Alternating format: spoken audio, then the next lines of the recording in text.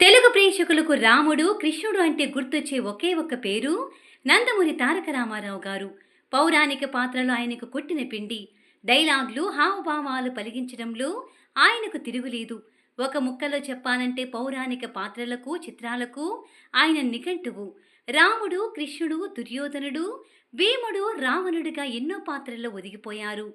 కృష్ణుడిగా దాదాపు అత్యధిక సార్లు తెరపై కనిపించి రికార్డు సృష్టించారు. మరి అంత పేరు ప్రఖ్యాతులను సంపాదించిన ఆయన తన సినీ ప్రస్థానంలో నారదుడు, హనుమంతుడి పాత్రలను మాత్రం అస్సలు వేయలేదు. ఇదే విషయాన్ని ఓసారి ఆయన వద్ద ప్రస్తావిస్తే, అప్పట్లో షూటింగ్స్ జరుగుతున్నప్పుడు తరచూ కరెంటు పోయేది.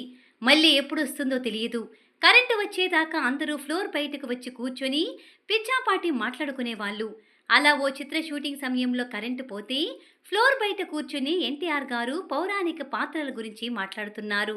అందరూ ఆసక్తిగా వింటున్నారు. అక్కడే ఉన్న రావి కొండలరావు గారు మధ్యలో కలగజేసుకొని, నారదుడు, హనుమంతుడు వంటివి ముఖ్య పాత్రలే కదా అన్నగారు, ఆ పాత్రల్లో మిమ్మల్ని చూసే అవకాశం ఉందా అని అడిగారట.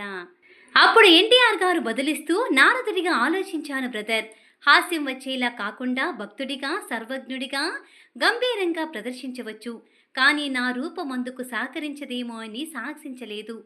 నారదుడంటే ఇలాగే ఉండాలని మనం ఒక విధమైన రూపానికి అలవాటు పడ్డాం.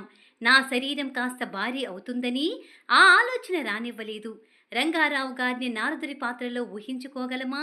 పర్సనాలిటీలో ఒప్పుకోవు. ఇక హనుమంతుడంటారా? నా ముఖం కానప్పుడు నాకెందుకు ఆ పాత్ర?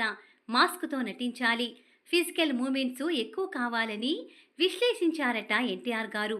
పౌరాణిక, జానపద, సాంఘిక చిత్రాల్లో వెండితెరపై అదరగొట్టిన ఎన్టీఆర్ గారు తెలుగువారి గుండెల్లో అభిమాన నటుడిగా చిరస్థాయిగా నిలిచిపోయారు.